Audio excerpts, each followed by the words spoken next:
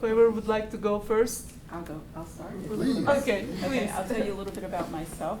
I am a documentary filmmaker. I got my start in news gathering. I came from Philadelphia. I had a Saudi mentor who had the dream of starting the first Arabic language television and radio network.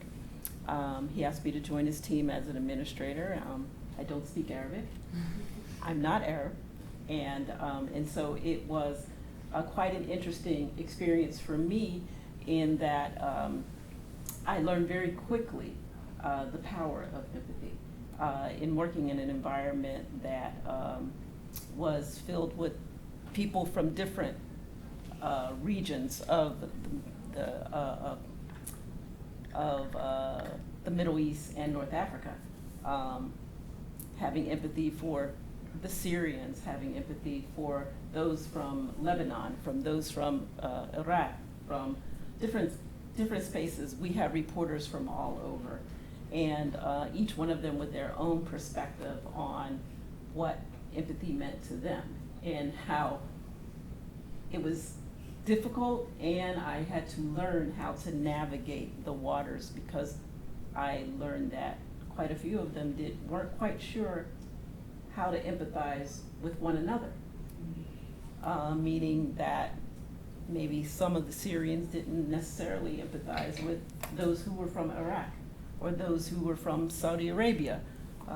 They all had their own perspectives on what their world was to them, and my role was to try to find a way to get everyone to get along and understand each one's perspective, which was not an easy task.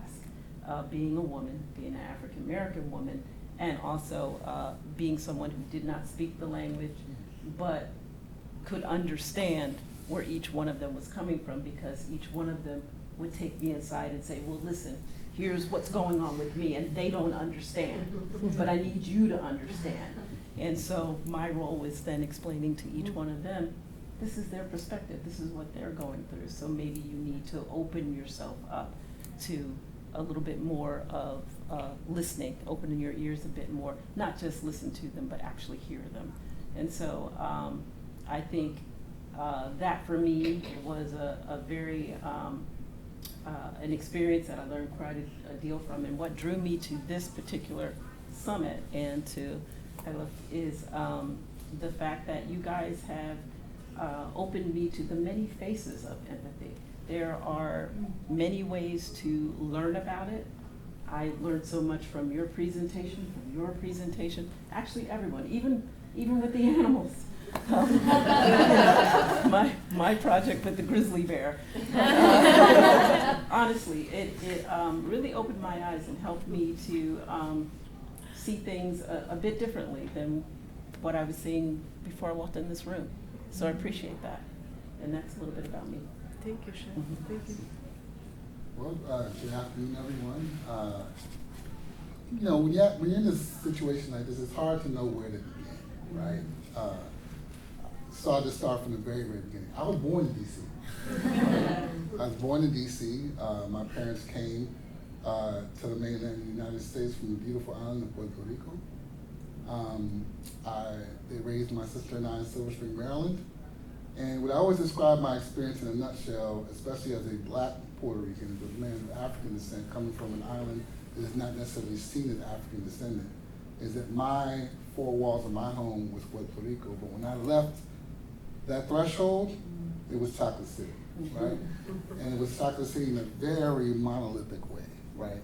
So we talk about the differences of race and ethnicity, but we tend to talk about it because we're trained to talk about it in a monolithic way where Latinos are all in this one box and black people all in this one box and Asian Americans all in this one box.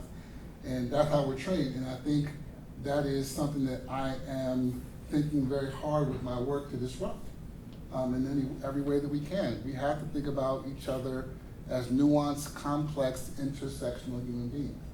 And so when I started this work, I guess professionally, I started my career as a teacher. Started as a teacher in New York City, teaching in Bushwick, 6th grade bilingual, self-contained. Then I went on to the South Bronx where I taught social studies to a school called Bronx Regional, which was the type of school, like, for those of you who know Welcome Back, Kotter? My whole school was Welcome to Kotter. My whole school, right? I learned so much about myself in that situation. I can't even, this is not enough time. And back then I was in like my mid to late 20s, and so some of my students were only like a few years younger than I was. A lot of them were on their own. Most of them came to our school because they got kicked out from another school, they were incarcerated. Some left because they had children, and some checked off 2 or 3 of those boxes at the same time. And so I stepped into that situation, but I was in a situation where I really started to see, like, as a teacher, I could change lives. I could be impactful by teaching them that they're valued and their histories are valued. So one of the things that I was empowered to do was to create an African American history elective, right? Another thing I was empowered to do is to create a hip hop as a cultural art form elective. Now, I am in the South Bronx, the birthplace of hip hop. So a kid from Silver Spring teaching these Bronx River folks about hip hop was just maybe one of the highlights of my career. So I did that for some years, and then I went on and I came back to DC. My wife and I had our first child, decided to come back, because both of our parents were here at the time, and I took a job at NASA, of all places. Wow. Not so strange, if you understand my background, because the reason why I was even raised here was because my father was recruited to work at NASA as one of the first Puerto Ricans to come to work at NASA back in the 60s. And so it kind of came full circle for me to be able to work at NASA. What really connected the dot for me was that I was working as a contractor doing education. My mother was a K-12 teacher for many, many years. For 7 years on the island and 34 years in DC at Oyster Bilingual. And so I was able to work on that contract for 2 years, really understood the power of being an informal educator outside of the classroom, doing all this dynamic stuff. But then the contract ended, because that's what they do, they end. And I went in and I ended up coming back to teaching at DC Public Schools at what's now called Columbia Heights Education Campus. When I was there, it was the multicultural, and I taught. Most of my students were new immigrants, mostly from El Salvador and other places from Central America, but I had students from West Africa, East Africa, China, and some other places as well. Then I went on to work in the National Park Service as a park ranger. Did you get a hat? I did have a hat. And between you and me, I still have the hat.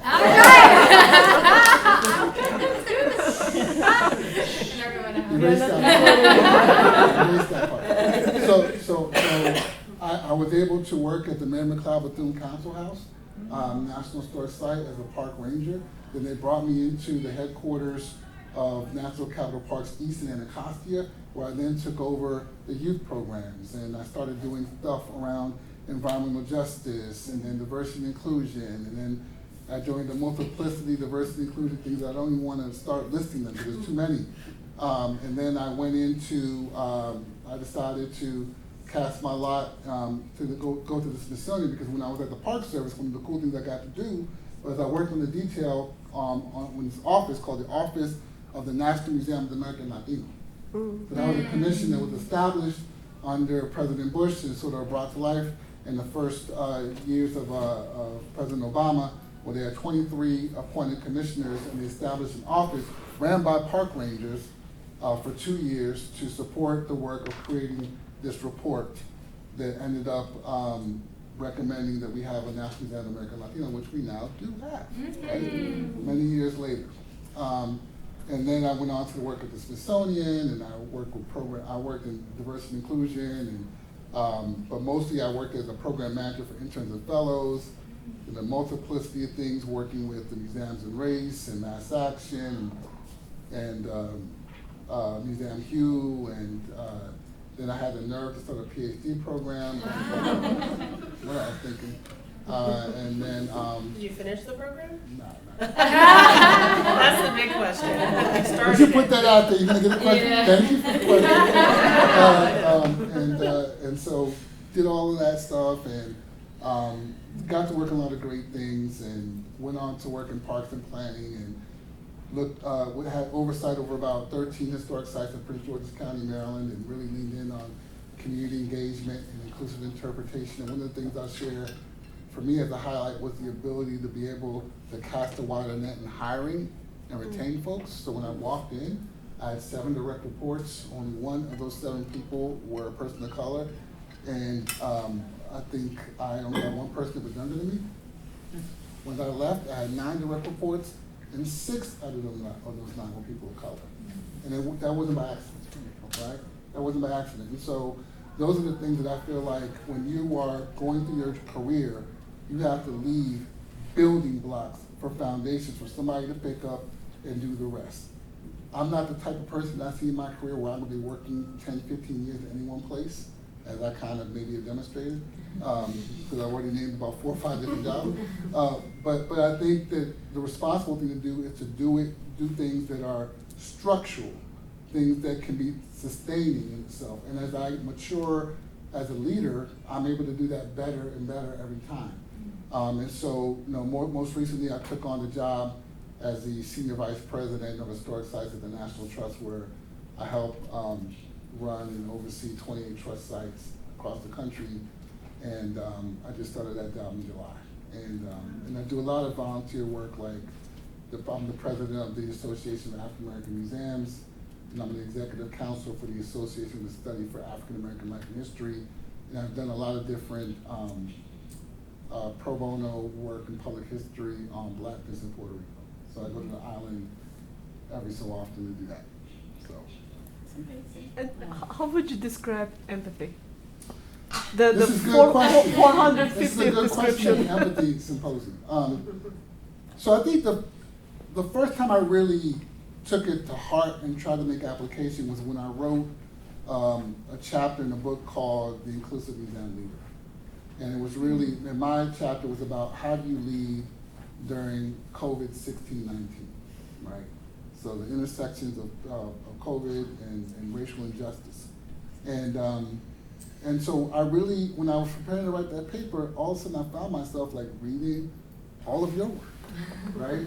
And so to think about these things, and some of those things, like you're saying, are natural and organic towards who you are.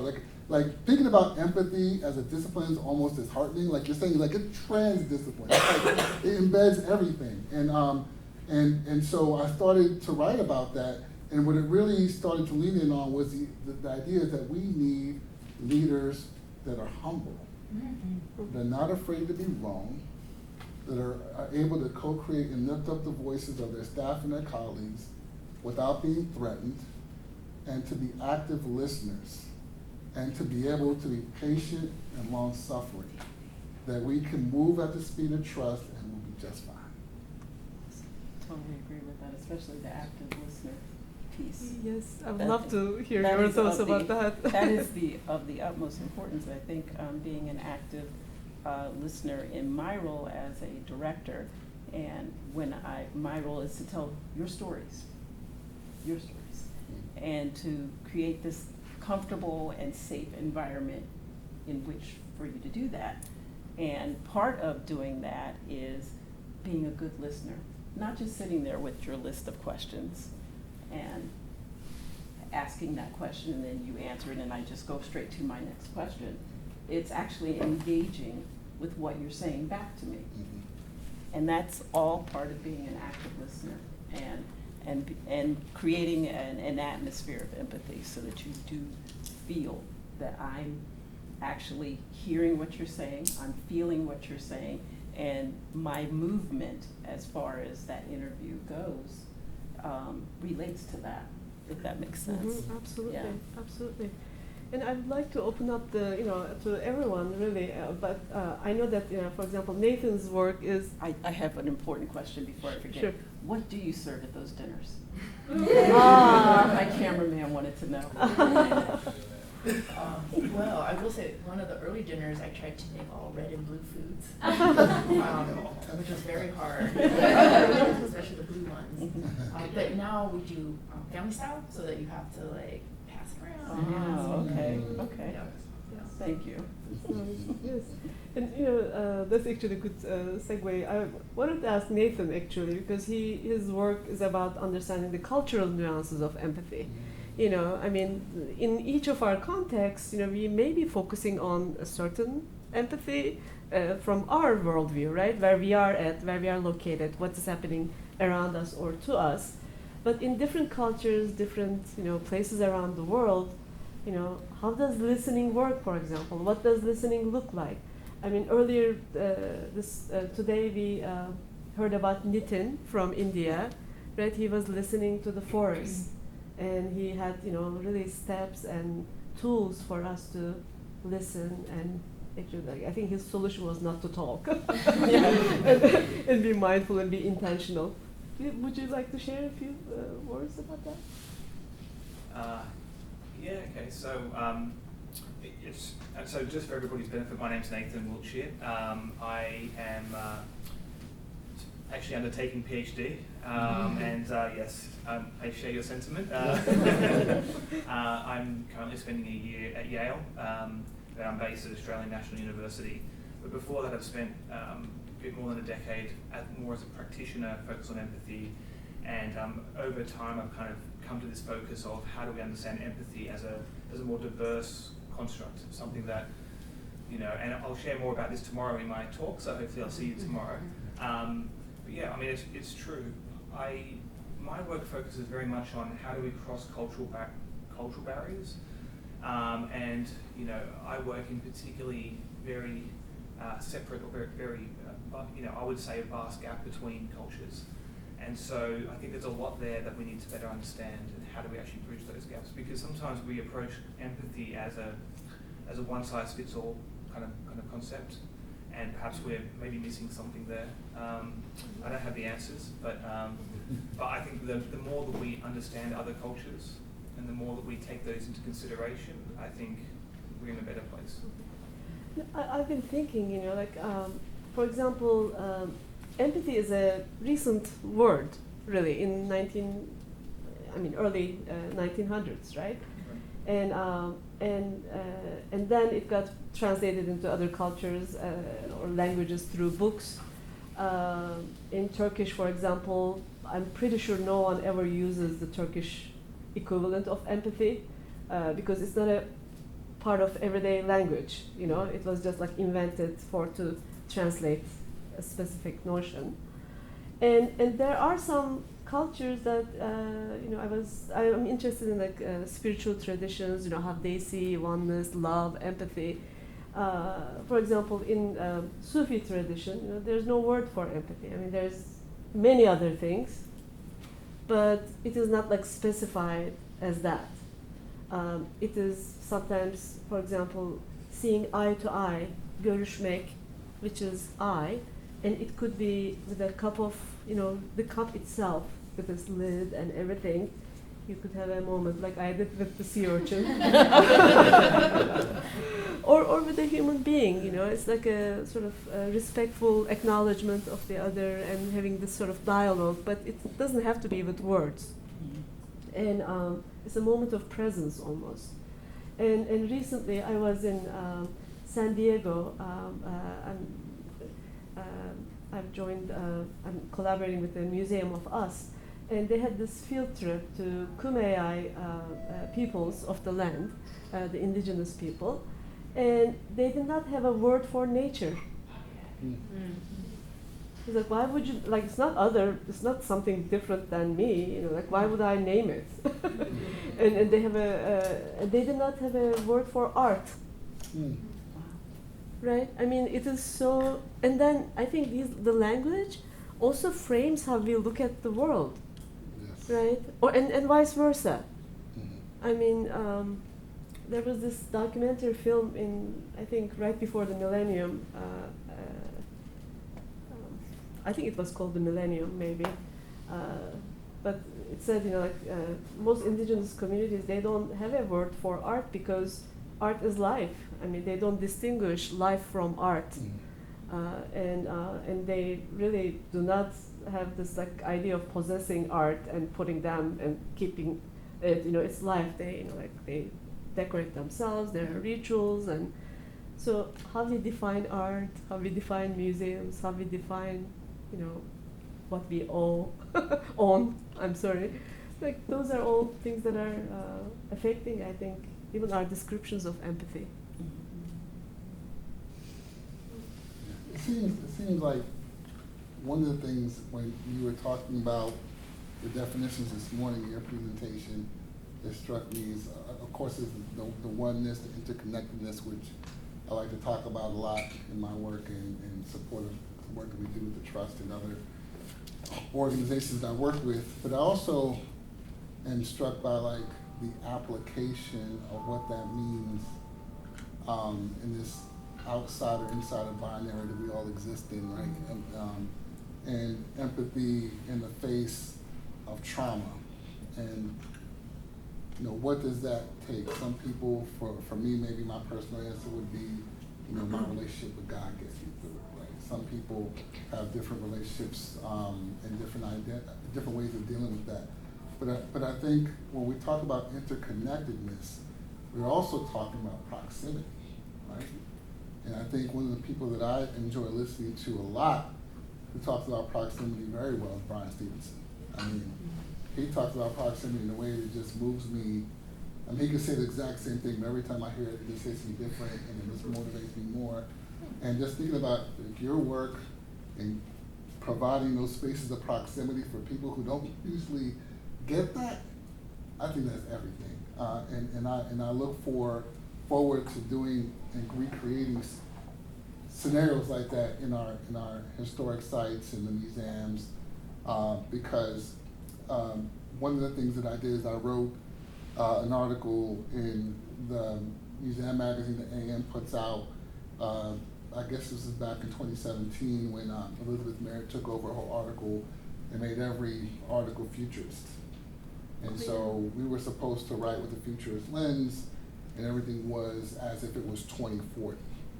And so I wrote an article that talked about museums as spaces of transformation and healing, and that, my daughter, who is now a sophomore in college, ultimately by that time will be the first Afro-Latina president of the United States.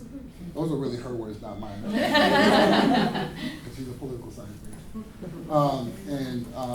And that she made a keynote address that really acknowledged museums as this space and even put money behind it, right?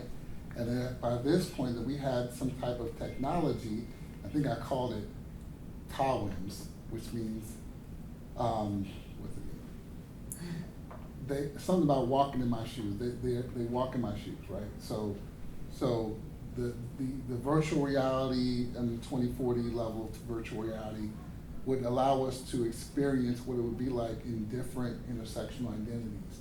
That the idea of it would prick people to be able to have some type of empathy for someone's experience, although it would be finite, right? Because it's going to be over at some point, more than likely. And so just thinking about things that way, and how do we continue to look at museums as sites for social action and sites of conscience and really just sites for transformation. I mean, one of the things we worked on in Prince George's County was looking at transformation from education into activism. How do you make people civically engaged and be able to be informed activists with historical evidences and cultural expressions? Like in those intersections, and you can't tell this story from one discipline. It's impossible. It's impossible, especially to tell marginalized stories from one discipline, right? There's just too many like object codes, and because we weren't able to hold on to our material culture the same way others were, like there's just too many holes. So we have to use art, whether it's visual, performance, or written or literary, to be able to tell the full story. We did this thing at one of the sites where we brought in some youth poets who took a tour. We had just created a new tour that really focused on uplifting the voices of the enslaved in one of our historic sites in Prince George's County. And they went on this tour and they were asked to write a reaction to the tour. We had a festival shortly after. We put them on stage and they all recited their poems. I never heard anything so insightful. I've met many a scholar in enslavement, many. many a practitioner in this lady, I've never heard this type of insight. And I went up to him, I told him, I said, listen, I know that you haven't written 20 books in history, but understand what you just said, that's going to inform how we interpret this site this point forward.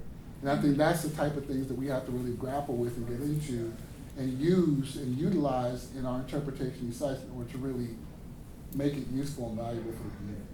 I think to that end, one of the things that we encouraged when covering the Syrian Emergency Task Force, and they were, their main goal is to bring to light the atrocities that were taking place over in Syria by this Assad regime. And there was a very brave citizen by the name of, well, he calls himself Caesar, and he had taken several photos of the different things that had occurred to children, to families, to humanity. And one of the first times that I had seen a museum used for the purpose of creating empathy with those who weren't aware of what was going on was displaying his work at the Holocaust Museum. And as I shared with you, they not only took him to speak on Capitol Hill to the senators and congressmen and even to the president, they displayed his photos in the museum as well as on Capitol Hill. And I think the museum piece was something that the task force was kind of going back and forth with. Is a museum a place for this type of work?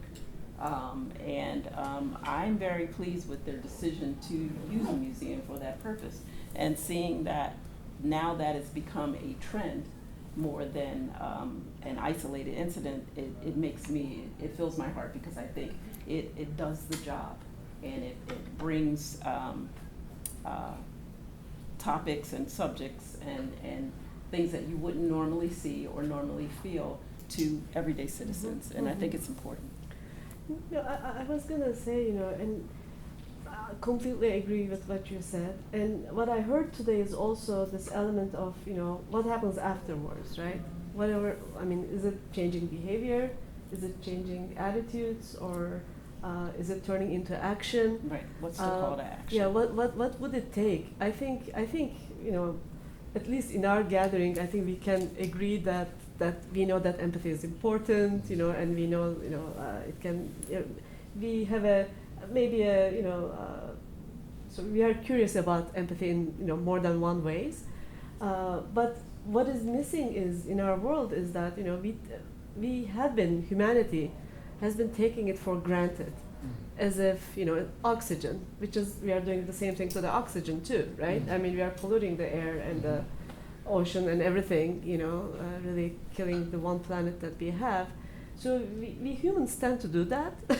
and then the more sophisticated our tools and toys that we have, it's getting more dangerous and more impactful in a negative way around the world. So flipping the situation, we also know at the same time that empathy is important, and we are wired for it, and maybe we are wired to survive. It's a survival instinct, but maybe it can also give us meaning and hope and joy in life, because we feel connected. So what can we do with what we have and not leave these chances of transformation, emotional sort of reaction to these exhibitions to chance? Yes, something occurs, right? There's an engagement, a reaction happens, and that is empathy or many things. And then we just go out and, do our thing. We need a systematic way of, I don't like the word teaching empathy, but having people discover the empathy within themselves. Yes. And exploring it at a human level, in a subtle and respectful level, and what does it look like? And I do believe that museums can be good platforms for this, but I don't see the intention. We are having all this work, we are doing all kinds of programming, we are doing all kinds of efforts in inclusion, access, and all those things, but it is not strategic enough. And I don't even know what strategy in this way would look like, but I think we have part of the curriculum. we have to start for the somewhere. younger generation. Maybe, what are your thoughts I'd on love that as to- an educator? I'm sorry. I'm sorry. Well, I'd love to share this paper I mentioned earlier that was written by Jenna Bednar, my new BFF at Michigan, who teaches political science. So she is a political science professor in the Ford School, like she is not involved with the museum. And I think that I know this, but I always forget it, is that yay, empathy, but if it isn't part of a larger solution of policy, of creative placemaking, of more strategic thinking, it can't do anything. And so I think that's what she's trying to reorient us toward, is what is the policy that happens because we are more caring with each other, because we are more empathetic. And I'll give an example from creative placemaking. Like when you design space for empathy, it looks different than like when you design human-centered space first, as opposed to car-centered space, for example. It just looks different. And so how can we redesign our entire society, specific, even like the buildings, the parks, more parks, things like that, to increase empathy? I mean, yes, we should teach empathy, we should have courses in empathy, but how do we create a whole environment that actually will increase our empathy for one another? I think intentions have a lot to do with it. I mean, Mhm. from Definitely. my personal humble experience, I mean, when I first started on my journey in empathy, I was like, who would ever listen to me? Like what kind of impact? But I felt like I had to do something, no matter what. And I realized that really, I mean, I'm very serious when I say this. Those intentions, and small actions and words that we choose, they become alive. Mhm. They have their own lives after they're uttered or they are put out there, once they are mentioned. And this could be a type of behavior, type of being in life, being in the world. And it may not be immediate, but it does have its own power. And so maybe like one thing that we each can do is, could be that way. But I also agree that we need to agree on the terminology and, strategy. Like in design thinking, for example, of course, design thinking, human-centric design begins with empathy. And, they use empathy. And when I first ever heard about design thinking and empathy, I said, well, why don't you design for empathy then? Because how do you know everybody has empathy to design, to use human-centric design? We assume that people have enough empathy to design relevant products, but we are not really investing in the root source. I mean, I think I didn't say this very artfully, but how do we connect that to actual, the levers of power? Yeah. I think the disconnect is, we agreed on design thinking, but, the people making policy don't know about design thinking. Where's that connection? But even in the space of design thinking and human-centered design, there's a lots of nuanced thinking now, because human-centered design, it's kind of a performative empathy, where you actually just, you go in there and you're just like, I'm gonna create an empathy map and now I know this person, right? And it's essentially saying, I know this person, and like I was saying before, it's like moving to a place and it's a power dynamic that's off, where you're the designer and you know better than the person who you're designing for. And I think, this is very nuanced. I'm happy to talk about it over drinks too, but it's like, and that power dynamic is the way human-centered design was designed. And so there's a lot of conversations, and I'm in lots of circles that are talking about trauma-informed design, right? Because especially in civic tech, where I come from, working in the White House and GSA, we would do research, but we would go into communities, and it would just be going in there and being extracting information from them. And then what you would do is essentially you would design something, but no progress would be made. there's a social contract you have with the people who are on the ground of like, I'm going to make your life better at the end of the day. And if you don't do that, then you're really not having empathy for the people down on the ground. And that's very nuanced. And I know some people who are called Empowered to Run. No, it's another group. But it's a group where is teaching politicians how to teaching them human-centered design, lean and agile practices so that they can apply that towards policy making.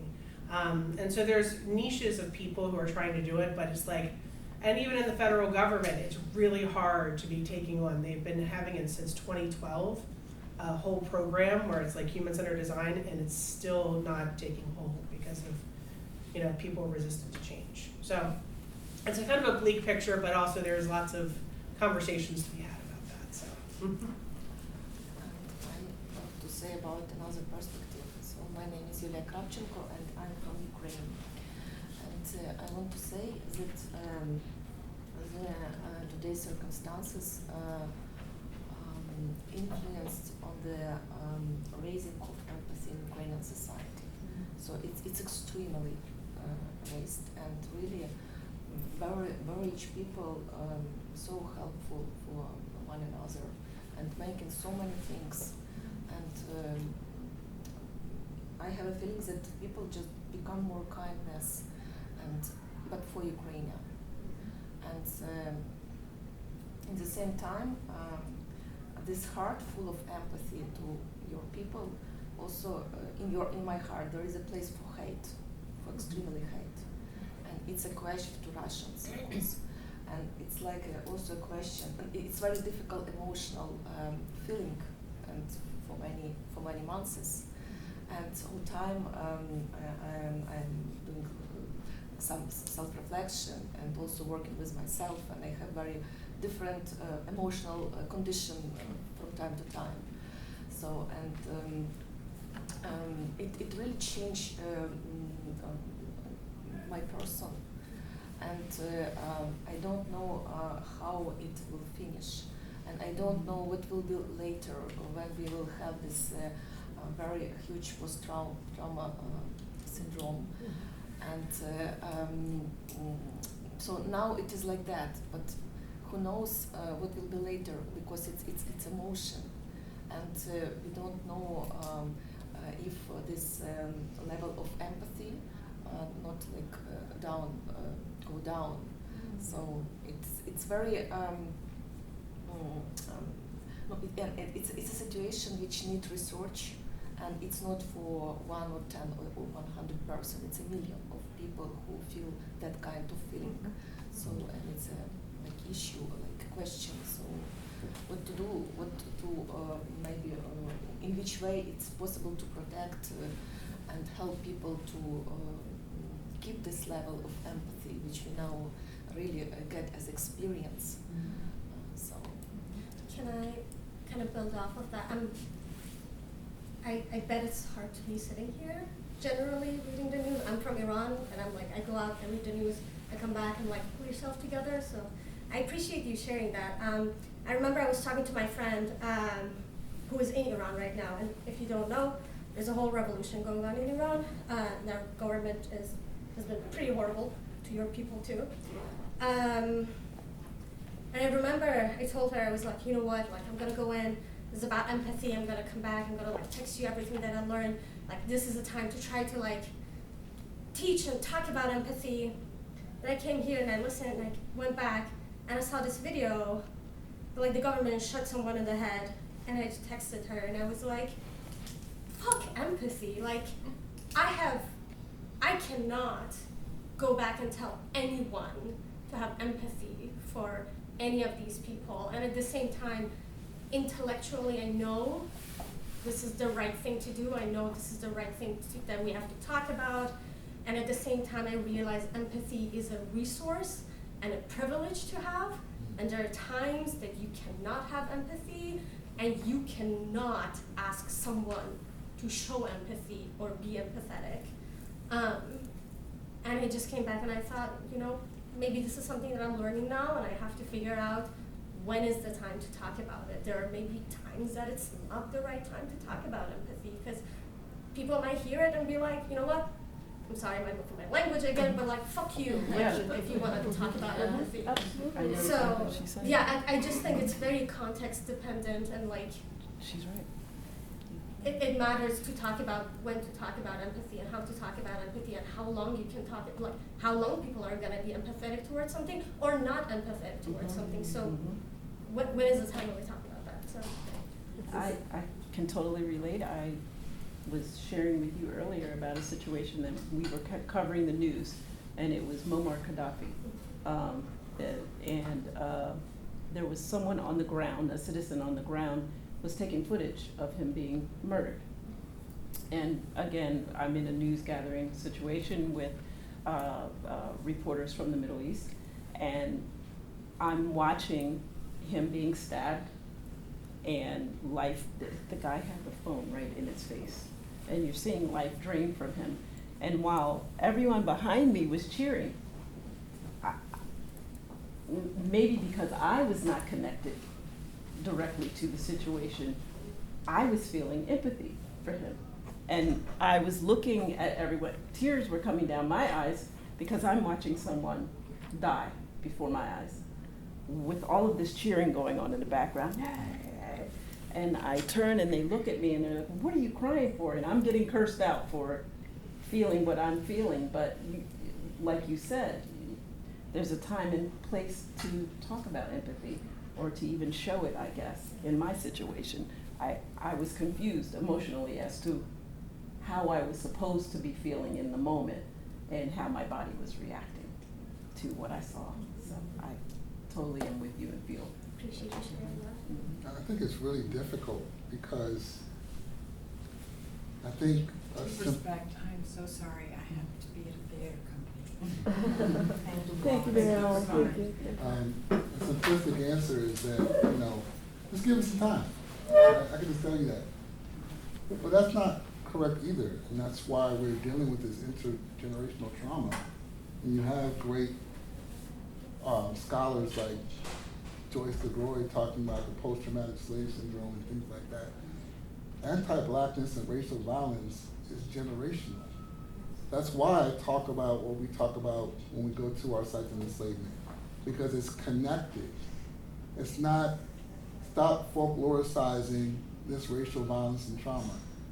It plays into what's happening today. And until we understand the interconnectedness of recent and less recent happenings, we're always going to have to grapple with when is it appropriate to evoke empathy, when's the right time.